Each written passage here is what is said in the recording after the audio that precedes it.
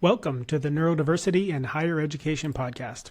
My name is Ryan Palm, and I am the Executive Director of the Brad McGarry Center for Neurodiversity at Mercyhurst University in Erie, Pennsylvania. I'm joined by some amazing students from our program who are helping with behind-the-scenes element of this production. This podcast aims to be a resource for those who are interested in the intersection between neurodiversity and higher education. Whether you are a prospective student, family member of a student, or someone who's working within this sector, we're glad that you are here. Over the coming months, we will bring on a variety of thought leaders on topics relating to neurodiversity and higher education, with a particular emphasis on the transition into higher education and the transition from higher education into the workforce. We very much welcome your feedback on suggested topics, speakers, or thoughts on our episodes. We can be reached by email at neurodiversity@mercyhurst.edu, or feel free to connect with me on LinkedIn. We'll also put information on how to connect with us in our show notes for each episode. We'll talk more about how to stay engaged later in the episode. I'd like to introduce our guests today, a pair of incredible independent educational consultants, or IECs, who are a vital resource for helping students and their families prepare for the transition into higher education. I do want to mention that working with an IEC comes with a cost. The cost that may not be an option for all families. But in this episode, we talk extensively about resources that are free or at little cost for all students and their families. Today, our guests include Dr. Eric Endlich, PhD, a clinical psychologist and founder of Top College Consultants. Eric manages a team of college admissions professionals helping neurodivergent students transition into higher education.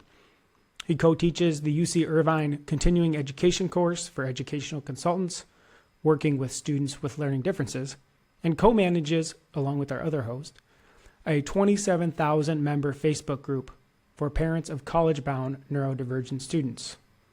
Michelle McAnaney is the founder and president of The College Spy, a college admissions consultant, speaker, podcaster, blogger, and writer. Michelle has worked with hundreds of students and families to help them identify the colleges that fit best their unique needs and preferences and get accepted at those schools. She specializes with working with neurodivergent students. With that, we welcome Eric and Michelle to the Neurodiversity and Higher Education Podcast. We are thrilled to have Eric and Michelle joining us for this conversation. Thank you both so very much for taking some time to talk about many topics that are really important and relevant for families who are beginning that transition into higher education, and that we're going to unpack today in a lot of different areas. But I think it might be helpful to kind of, start back a little bit and hear your origin story, each of you, how you got into the roles that you're in. I'm sure it's a long and perhaps windy story, so we'll ask for the quick version. But Eric, would you start by telling us a little bit about how you got into your current role? Sure, and thanks for having us, Ryan. Always a pleasure to speak with you. So I am a clinical psychologist, and I worked in mental health settings for a long time. And I loved working with teens, and I saw some teens who went off to college and did not thrive in that first year. And I just felt like there's got to be a better way for students with emotional challenges, students with learning differences, to find a place where they can thrive. And so I think, focusing on making sure that they're ready for college, that they get the supports they need in high school, that they get the supports they need in college, can make all the difference between a student going off to college and not making it through versus one who does thrive and get a college degree. So I shifted over to being a college admissions consultant, and it's wonderful. I love working with students and colleagues and neurodivergent students. And Eric, how many years have you been at it, if you wouldn't mind me asking? So purely doing the college admissions consulting, about 7 years, but many years working with teens prior to that. And, other aspects of my background are relevant too. I've been a professional writer for many years, so that helps with the SAPs, parent of neurodivergent kids, and being neurodivergent myself as well. That's awesome. And Michelle, how about you? How did you land in the role that you find yourself in today? My background is high school guidance or a high school counselor. I did that job for about 16 years. And in 2016, my husband got a virtual job, which was a big deal before the pandemic. And I was working at a school in Maine, and we thought, we don't need to live here. We don't need to live anywhere. And so we took off for California.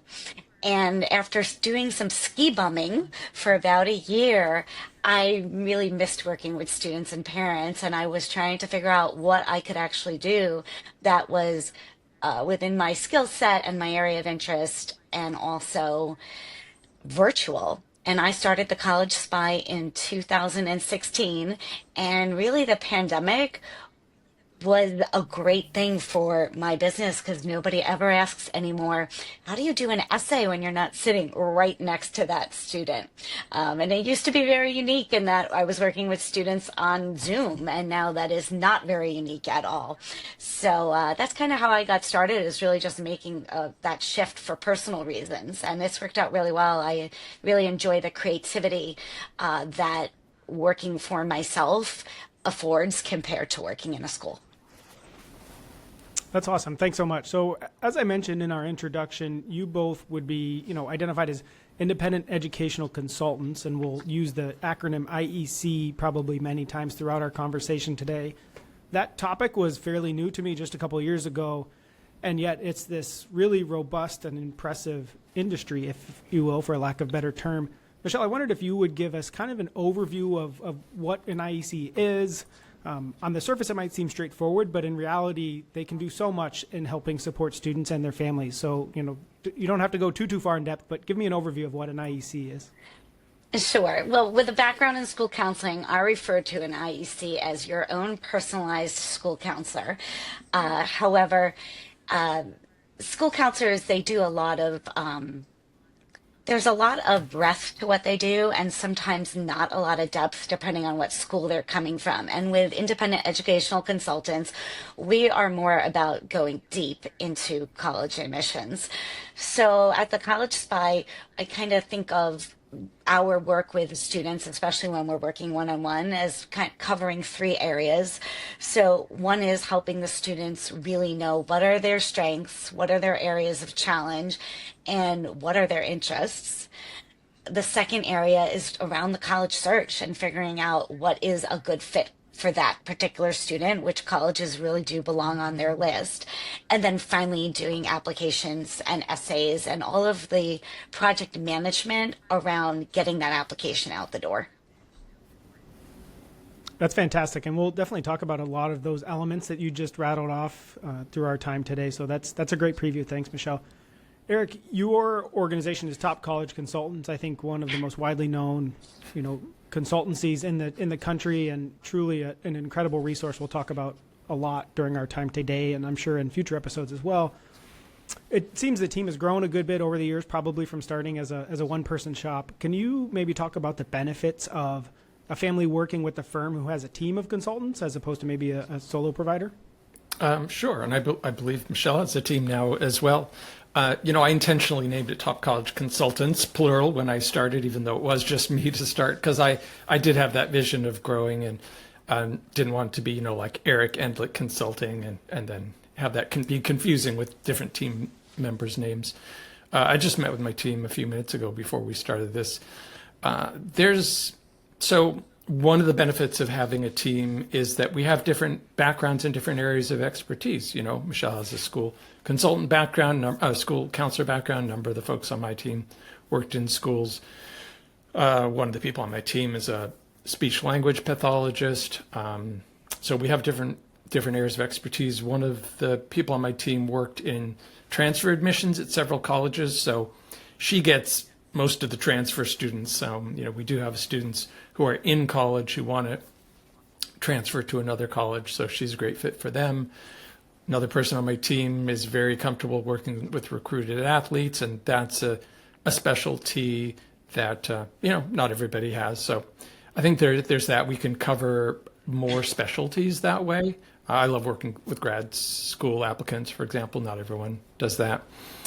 So expertise is one. Secondly, there's just the sort of collective wisdom. We can always turn to each other and say, hey, has anyone toured this school or had a kid at this particular program? And so we have that collective knowledge. And it's just great to be part of a team, not be out there alone. That's fantastic. Thanks. Yeah, and I know Michelle definitely has a team. I've seen and read some of the bios on the website, and I think that's a great way to learn more about an organization is to go online, read the bios and the experiences of the team members, and I think there's a lot of value in a diverse team. We have that here at Mercyhurst in our support programming. We have, staff who've come from a variety of different backgrounds, and they bring that context to their work with their students, and I think there's much to be said about that. So transitioning a little bit, you have something to add, Michelle? Go ahead, please. I was just going to say, it really just makes the job so much more fun because when you love colleges in a vacuum, there's no one to talk to about it, right? As opposed to when you can, like Eric was saying, bounce ideas off of one another and kind of be like, oh, I have visited this one and it would be great for your student, or kind of that back and forth. It brings ideas to the table and it benefits kids. Yeah, that's fantastic. Very well said. So you both specialize in supporting neurodivergent students, and I think many would agree that's a vastly evolving landscape over the past decade or two. How do you keep up to date with the evolving, trends and concepts and programs being added and adjusted and changed? I feel as though there's a lot of change in our environment at this point. Eric, we'll go ahead and start with you, and then we'll kick it over to Michelle. How do you keep up with the evolving landscape? Yeah, so there's a number of ways. One is we both and our colleagues in the industry frequently tour colleges in person, and those of us who specialize in neurodivergent students also tour support programs. So there are, companies that provide support in addition to the colleges. So we're out there, actually seeing the programs, getting to know the staff. We also being part of a team, we have that collective wisdom. We're also, and I know this is true for Michelle too, we're belong to national organizations of consultants. So there's that rich cross-fertilization of knowledge. I'm on the board of a couple of organizations, but I think one of the biggest ways is the news. And whereas some people are kind of following national news or local news, it's not as much fun for me these days to follow the regular news, but admissions news and educational news in neurodiversity, autism, college, I'm following every single day. I mean, one of the first things I do when I get up in the morning is look at the educational news. So, anytime someone who's not in the field reaches out and said, hey, did you hear about this thing? It's like, yeah, I already read that 4 different places. So those are some of the key ways. That's awesome. And how about you, Michelle? Well, it's everything that Eric said. Plus, I think it's a matter of not making an assumption that just because you knew something to exist last year or be true about a program for neurodivergent students last year, that it is still true. So I spend a lot of time re-looking up what I already knew to confirm, or instead of just saying oh, that college doesn't have let's say a fee-based program for a student like you have at Mercyhurst, I might be well, let me check, are they developing one? Because all the time colleges are coming out with more and more. So it's sort of this you have this database of knowledge in your brain, and then you're constantly checking that it's all exactly how you're remembering it and adding to it, and really making a lot of phone calls for the client and figuring out, well, how does it actually work at that individual college? Because sometimes those schools, they're not putting everything they could possibly put about the program on the website, or what they say is true in practice. Maybe there is some flexibility, and we need to know that to advise our clients really well and help them figure out what's a great match. So there's a constant research, and I think it really helps when you're fascinated and interested in the topic, which both Eric and I are. So. That's awesome. Thanks for sharing. And I know I've had the chance to see both of you back in May at the IECA conference, so I know you're both heavily invested in that organization and best practice amongst your peers, and I think that's something valuable to look for in terms of identifying a consultant and someone to work with your student and family and that college search. And And you're absolutely both right. I think the evolving and changing nature of our programming is good in that, I think many universities are adapting to change. They're adapting to the growing and evolving support needs for students. I know that's something we work on really hard here at Mercyhurst, where we hear from families that they're looking for this particular program that doesn't exist. Well, can we create that? Can we, modify some of our programming to adapt to that support need? So I appreciate you all in the IEC world who continue to seek out that information and try to really be informed, consultants for the families that you work with. That's fantastic. Thanks. And as you pointed out, the conferences are another way we stay on top of things. I didn't even mention that, but going to conferences and going to educational sessions, doing tours while we're at conferences, that's another way that we stay on top of things. Yeah, that's great. The ICA conference, it was in Michigan this year, right? And the tour I did afterwards was after the actual conference sessions was LD specific. So everybody on the bus, we went around to, I think it was 5 different colleges and did the regular tour for that they might give for all students, but then they brought out folks from the Office of Disability or Accessibility to talk to us and give us some more information. So that was super helpful. Plus just that time on the bus with colleagues who do what I do, bouncing ideas off of each other. So it's fun. That's awesome. One of the big reasons that I wanted both of you to be, first IECs to appear on our podcast is that I think of all the folks that I connect with, you are supreme in terms of the content that you produce for all listeners, not just the families that you work with that maybe have some type of financial arrangement with, but instead you're publishing so much content that is available free of charge or at very discounted rates, really just trying to help those families who are entering this process. Eric, the top college consultants website has just a volume of information. Same with Michelle, running podcasts and webinars and so much content really aimed at families who are starting this journey. And that's, again, the mission of this podcast, helping support families and students who are navigating these new waters and aren't sure where to start, where to go. And I think that's really valuable. So I'd love to hear, why you think that's important, what role that plays, and maybe how much of your day that actually takes up, because it's got to be a substantial lift. So Michelle, why don't you get us started? Sure.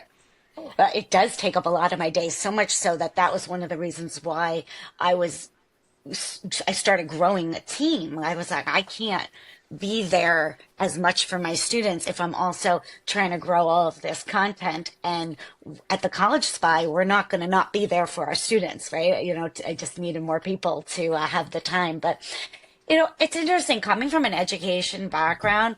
You don't really think of yourself as an entrepreneur. You think of yourself as an educator. But I am an entrepreneur. I do own my own business. And so it was like this amazing thing when I found out about content marketing, and that if I provide content, whether that's through the podcast, or we do about 12 to 15 webinars a year, or blogging, which more of that will be coming out, all different ways, the newsletter we have, I could provide all of this content, and then the people who need us and want to hire us, they will hire us.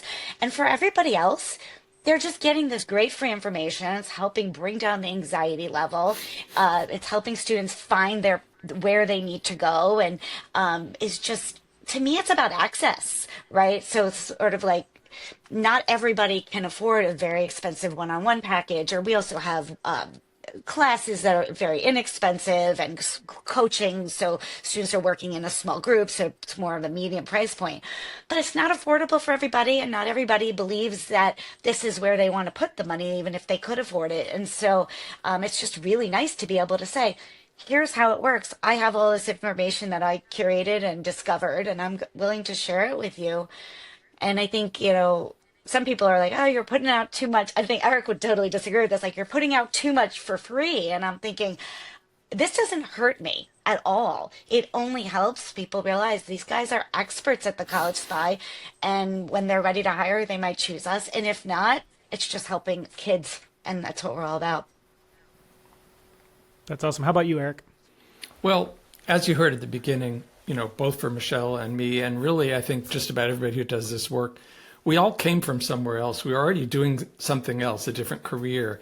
And we came to this work because we love it, because we're passionate about helping families, navigate college admissions, which we know can be stressful and complicated. So if putting the information out there helps people navigate the process with a little bit more ease, we're happy to do it. And yeah, if it leads to some referrals, that's fine. But we're fine either way. It's one of the resources, of course, is the Facebook group that Michelle and I co-manage, which is now up to 27,000 parents. It was, I think it was less than 200 when I started, but Yeah. That is a great way for parents to help each other, and it kind of runs itself. We don't really need to be terribly involved because there, out of 27,000 parents, there's some pretty knowledgeable parents who've been through the process already, who can, mentor the parents who are just coming up, who, maybe are wondering, have you had a kid at Mercyhurst, or have you had a kid through the Mercyhurst Summer Create program, or what have you? And other parents just jump in with their feedback. So it's great to see parents helping each other, and it's fun to hear the questions that people have. So Let me it's just very say the fulfilling. name of. I just want to say yeah, the name of the go group, ahead. so people. I had to go look it up because I It's made very it long. initially. It's very long because I wanted people to find it in the search and nobody to be excluded. Parents of college-bound students with learning disabilities, ADHD, and ASD. Such a helpful, knowledgeable group of people who are so kind to one another. And of course, if anybody says anything that isn't, we don't keep you in our group, because this is a place where we're going to share in a kind way and try to help one another. So I hope that listeners come and join it. And that's also where you'll find out about all the free resources that Eric puts out through Top College Consultants and I put out through the College Spy, is by joining that group. Yeah, absolutely. I had planned to bring that up later in the show, so you did it for me naturally. Thank you.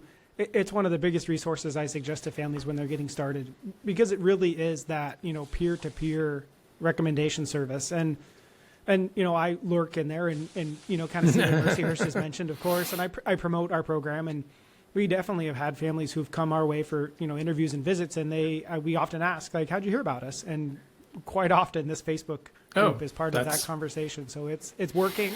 That makes me feel good to know that. Yeah. And I didn't say this before, but working with colleagues like both of you is part of what makes this work so fulfilling. So, and that doesn't pay the bills, but it just adds to the richness of the work, is all the great people we get to interact with. Yeah, that's fantastic. So we'll do our best to link to that in the show notes, and anytime I get the chance to talk about it, I do. And if somebody out there can't find it, send me an email, Google me and find me, or any, Eric or Michelle. I'm sure it'll be easily found. It's definitely a good resource. And, I think some social media sites often get a lot of negative activity, and, sometimes they're referred to as a dumpster fire. I don't think this group is that at all. I think it's a very positive, uplifting, supportive place that is really worth everybody checking out. So we'll definitely do our best to push folks there. So I want to transition a little bit. So I'd love to talk about some what we might call non-academic factors. So obviously the idea of going to higher ed is to get a degree and take lots of classes and be prepared for career and all that. But that's only part of the experience, and some might argue the lesser part of the experience in some ways. So I would love if you would share key non-academic factors you think are helpful in determining a student's college readiness, meaning what do we should be looking at, thinking about, talking about in terms of college readiness that is not academic. Eric, why don't you give us a start? Sure. As I'm sure I talk about college readiness all the time, the articles on it and webinars on that whole topic. So can't go through all of it, but I will highlight self-advocacy as an example of a skill or a factor that is so important in helping students succeed, and represents a pretty significant shift from what students are often used to in high school. So self-advocacy really is just about students being able to ask for help, to be able to access the resources they need. And it's great to have colleges like Mercyhurst that have support programs like yours. And of course, we steer students to places like Mercyhurst all the time. But sometimes students end up at a college that doesn't have a support program. But every college has a lot of resources: career center, counseling center, RAs, TAs, professor's office hours, health center. It's a long list. Tutoring center, writing center, math center, you name it. The trick is, are students going to take advantage of that? If a student is struggling academically, are they going to go to their professor and speak to them about it, or go to the tutoring center? If they're struggling emotionally, will they make an appointment with the counselor? If they can do all that stuff for themselves, they are really ahead of the game. If they are ready to do that while they're still in high school, then there's a good chance they'll be successful in college. Because it's not about having all of the skills, all the knowledge, the emotional skills or the academic skills. It's about knowing what you don't know, and knowing when it's time to reach out to someone else. That's really well said. Michelle, how about you? What do you think about non-academic factors for college readiness? Some of it is about independent living skills, right? The student needs to be able to wake up at a certain time. They need to be able to take their medication, all without really being reminded, or using certain reminders and being able to execute on that and on their own. So there's pieces around that. And then the other one I wanted to mention was an ability to make friends and keep friends, which I think goes hand in hand with choosing to get involved, right? A student who's going to say, okay, these are the things I like to do, and this is what they offer on my campus, and I'm going to show up for those meetings and see if I can get involved so that I have an easier social transition to college. Because a lot of times what kids struggle with at school is loneliness, especially at the beginning. And all kids struggle with that, even with those who don't have a hard time usually making and keeping friends. So if a student does have a hard time with it, it's going to make it that much more difficult. So those two things I think I would add to it. Yeah, I think you're both spot on there with your feedback. And I had a conversation this morning with an IEC about just in general updates about Mercyhurst, but also she asked me about a couple specific students she was working with. And those were the topics that came up in that conversation, right? The self-advocacy and the ability to seek out help when it's needed rather than have it, put in your lap all the time. And then the independent living piece tying to friendships, right? There's a number of students who they love just hanging out in their room playing video games until really late hours of the night, and that can be okay, but so too is it important to create that social environment and create opportunity for playing video games with others, right? And kind of bridging the gap to create those social connections is really important. So I very much agree with both of you on that front. We often hear a lot about, and I think maybe you even used these words earlier, Michelle, talking about tours, whether college is a good fit, right? Is it a fit for a student? And I think that can be a very big, broad term and means lots of different things to lots of people. But would you give some insight, Michelle, as to how you speak with families about what is a good fit and how do you determine what might be a good fit? Sure. One of the challenges when working with neurodivergent students is that what is a good fit can change so much in the time that we're working together as the student grows and changes. But I'll just explain how I think of fit. So to me, a good fit for a student has different parts. It's a good academic fit, a good social fit, professional fit, and financial fit. So there's a lot of different pieces to think about, and depending on the student and the family, some of those pieces might be more or less important to them. So for example, a full pay family might not be as worried about a financial fit as somebody who really needs some need-based aid or merit aid in order to make going to that college work for them.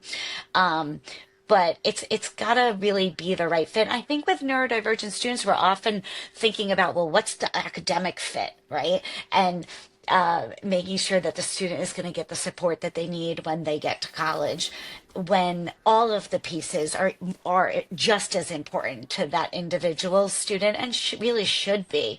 So we want to make sure that it's also just that culturally that the school is right for them, socially it's right for them, has the right set of majors, along with the right academic support. Yeah, I agree with everything Michelle said, and I see it as a sort of a dialogue or a process that happens over time. So I love starting to work with kids when they're ninth or 10th grade, although we don't really talk about college until junior year. But when we kind of jump into the process at the beginning of junior year of exploring colleges, students frequently have no idea what they're looking for. I don't know. I don't know if I want a big college or a small college. I've never looked at a college. So we want to get students out there, and we can talk about this more in a little while, looking at colleges to figure out what is the kind of college that is the best fit for you. Is it urban, suburban, big, small, public, private, liberal arts, tech school, art school? And when students have seen a number of colleges, then they start to develop a sense of what is the right fit for them. And even a college that might sound good on paper, or that, a friend really loves, when they go there, they may say, these kids don't seem like my crowd. I don't feel like this is my crowd. And that social piece, that cultural piece is so important, and it is hard to quantify until a student's there kind of interacting with other students on campus. So we want students, even if they're going to go to another part of the country to see a bunch of colleges nearby, to get a sense of what is the right kind of fit for them. Yeah, that's well said. And I think it lends itself to the next topic I want to discuss, the actual campus visit. Mm-hmm. It's something we really prioritize here at Mercyhurst. We're proud of our beautiful little campus, and we think it's fantastic, and we want people to come visit, as do most, every other college and university. And I think we often see students who are interested in our programming from all over the country. We have students from both coasts and north and south, and, and we stress that we really, really, really want you to come visit campus, because we think it's a really important part to get a feel for it. And, just last week I visited here on campus with a student from Los Angeles who were, making that trek across the, the East Coast to visit a few schools, and kudos to the families that can, find a way to make that happen for their students, because that, I think, is just so incredibly important to see the campus. How do you both think about campus visits? And I would be curious, and this is a new wrinkle I didn't throw at you, the role of the parent evaluating, or the family evaluating the campus. I don't know about in your experiences, but we often will give a campus tour, and it's the mom, dad, grandma, grandpa, aunt, uncle that are asking the questions, and the student just sort of sits there in silence, nodding along. And that may not be a bad thing, but I think sometimes the family members are driving that conversation as much as the students are. So if you want to include any of that in your answers, that would be great. Eric, if you would give us a start. Sure. Yeah, it is often the parents asking, or if I'm on the tour, it's often me asking the questions. I really want kids to ask questions. I encourage them to, and we talk with them about the kinds of questions. And also, they're asking questions of the tour guides, who are students, college students, only a couple years older than them. So, and they should be asking questions about things they can't look up on the college website. So not, do you offer a computer engineering major, but, how do you like being a computer engineering major? How have you find the professors? How easy is it to do research? What's your favorite class? What's your favorite thing about being a student here? How would you describe the typical student here? How have you made friends? So we really want to get students engaging with their tour guides about their own experience. And of course, tour guides love to talk about their experience. They're being tour guides by choice. They're there to answer the questions. But back to the bigger question of the importance of tours, I totally agree. Again, let's say if a student is in a major metropolitan area like New York, Boston, Philadelphia, Chicago, but they want to go to a different part of the country. Let's say they want a warm climate. They want to go to California or Texas or Florida. I say get out and tour colleges near you, because you're in a place that has a lot of colleges you can get to on day trips. And that'll help you figure out the type of college you want. And then if you have a chance to make that longer tour on spring break or at some point to those faraway colleges, great. We understand not all families have the time or money to fly around the country looking at all the colleges that a student might be thinking about. A student could do the tour after they get in. It may sound kind of backwards, but it's completely fine to do that. Let's say a student learns about Mercyhurst and says, well, that looks like they have a good program. I think it might be a good fit, but it's September of senior year and I don't have time to fly out there and check it out. Well, if you apply and you get in, you can go back in the spring of senior year for an admitted students event, which is actually going to be a more informative event in some ways than the standard tour anyways. So that's an option too. You don't have to do all of the tours before you apply, but it will help you figure out what kind of college is right for you. And of course, is this specific college one that you want to tour? And sometimes students are really excited about a college and then they go and they're like, oh, you know what? It's not what I expected. Or the other way around. I've heard stories of, students, female students who say, I don't want to go to a women's college. And then their mom drags them to a women's college, and they set foot on campus and like, wow, I love this place. It's not what I expected. So it can really kind of shatter your expectations. That's great. Michelle, how about you? Your take on the campus visit?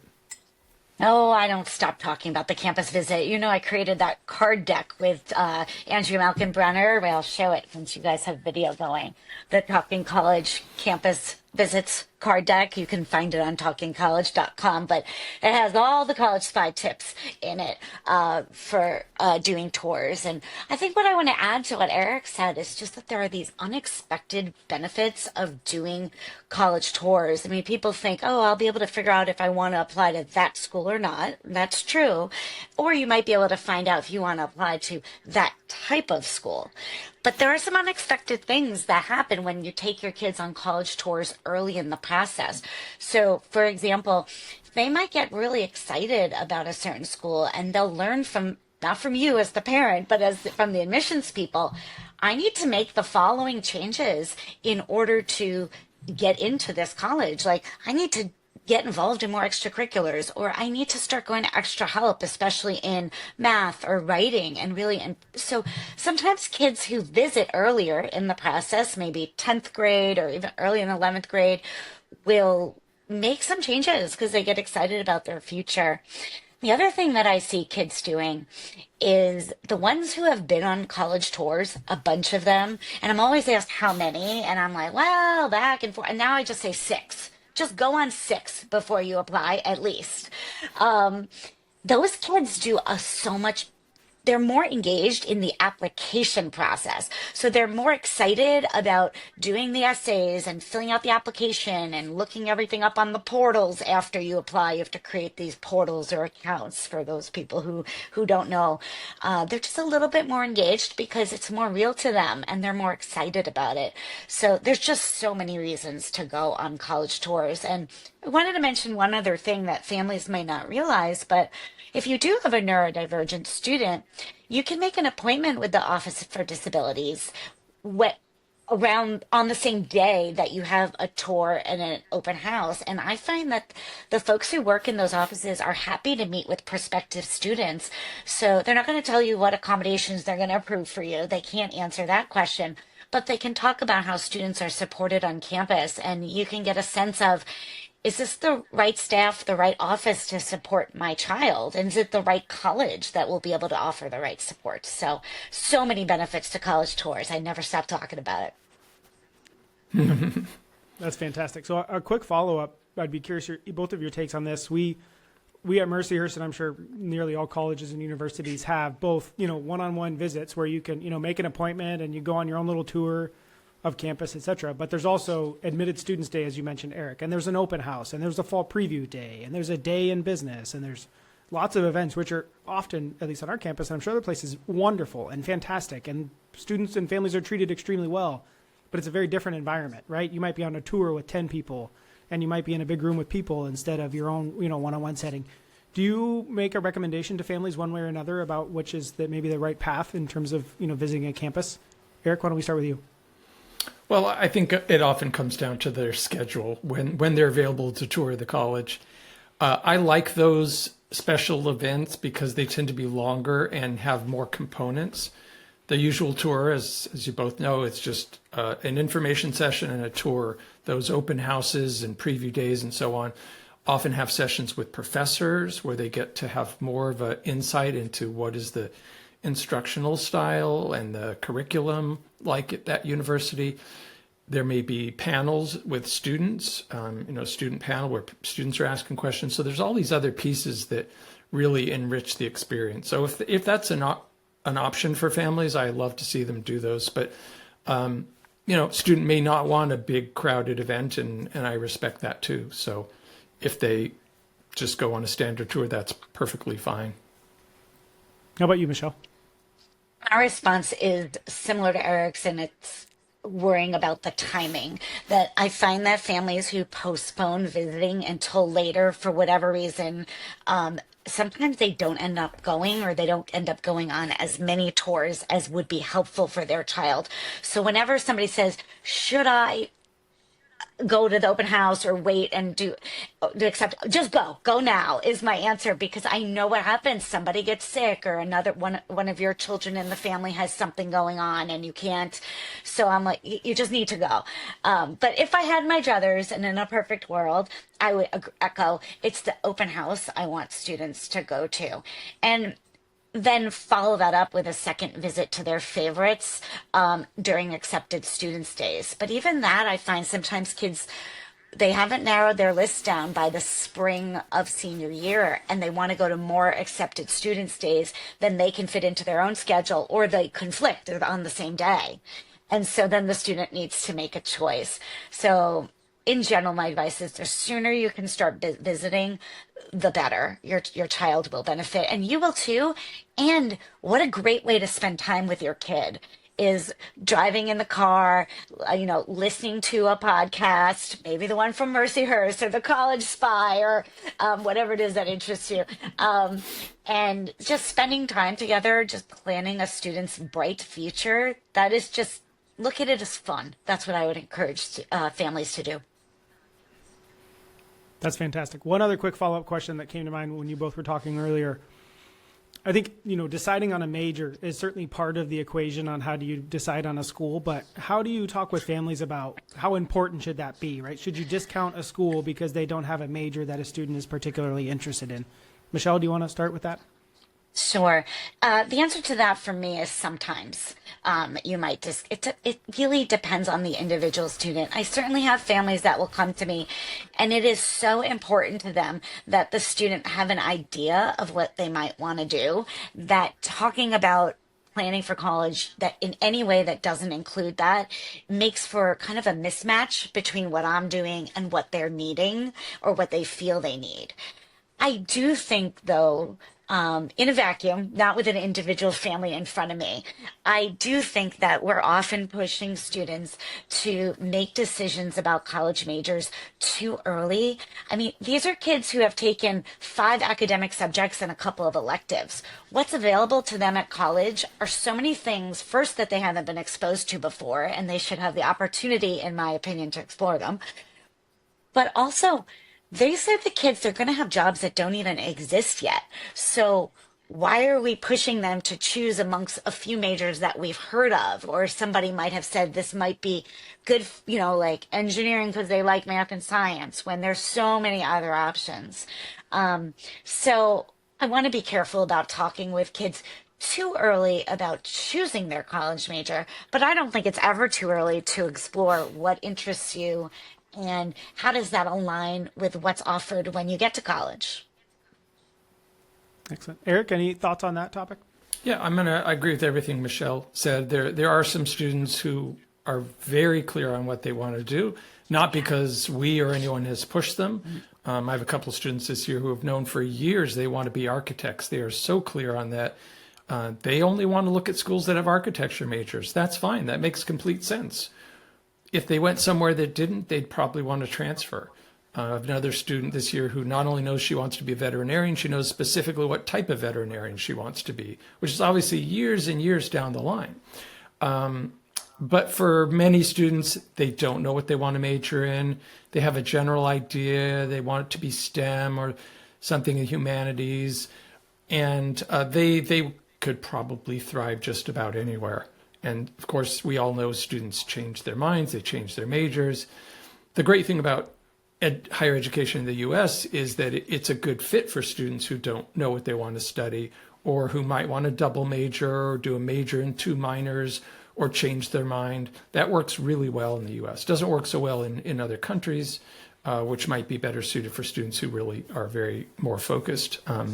But For a lot of students, it's all those other non-academic factors that have to play in. If you need strong support in college, then that needs to be an important factor. That's fantastic. Well said. So we're right up against the time, but I wanted to give you each one last chance to offer any last minute insight, guidance that we may not have covered yet during our conversation. Eric? Well, I think back on what Michelle said earlier about how students change. When families first come to us, when students in 9th or 10th grade, sometimes there's some tentativeness. We're not sure if our child's going to be ready for college. We're not sure if it's the right fit. They're struggling socially. But there's so much change that happens over the course of high school. Plus, students can take a gap year that we find as they get closer to college, that often a lot sort of comes to the fore, and students show that they are up to the task. And students who were struggling, I have students that I helped on the college application process who had some struggles, who've now finished college and are applying to grad school. So our neurodivergent students can really thrive and succeed if they find the right support. How about you, Michelle? So true. I think what I want to leave listeners with is that your child is going to get into college. Both Eric and I work with so many neurodivergent students. They all get in. The ones who their grades are inconsistent, the ones who have lower GPAs, there's a place for everybody. And so to help families lower their stress level about getting accepted. And maybe I want to raise not their stress level, but just their awareness of the fact that the thing that's most helpful to focus on is not, is my child going to get in or not, but are they going to be ready to go when they get there? Because they will get in, and certainly we can help choose places that will accept all kinds of students. But being ready to be there, that involves a lot of shifts and changes on the way parents parent and the way students approach their academics. So that's the thing to focus on. That's fantastic. Dr. Eric Endlich from Top College Consultants and Michelle McAnaney from the College By, thank you both so very much for taking some time to chat with me today. We'll link to all your websites and resources, and there are many, many of them. Appreciate you both for all that you do. Take care. Thank you, Ryan. Thanks, Ryan. Thank you for joining us for this episode of the Neurodiversity and Higher Education Podcast. We hope you enjoyed today's episode.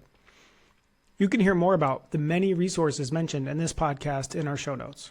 We also encourage you to visit our website, mercyhurst.edu/neurodiversity, or feel free to email us, neurodiversity@mercyhurst.edu. We're also working to update our social media channels associated with this podcast. You can find out more information about those in our show notes if you haven't found them already. We hope you'll enjoy and share this episode with a friend, family member, or someone who you think might enjoy learning more about the intersection between neurodiversity and higher education. We also welcome feedback, suggestions, topics you would like us to cover on this podcast. You can send those to us, again, at our email, neurodiversity@mercyhurst.edu. We'd love to hear from you, and we'd love to be a resource for students and their families as they navigate the transition into higher education and from higher education into the workforce. Until next time, Carpe Diem.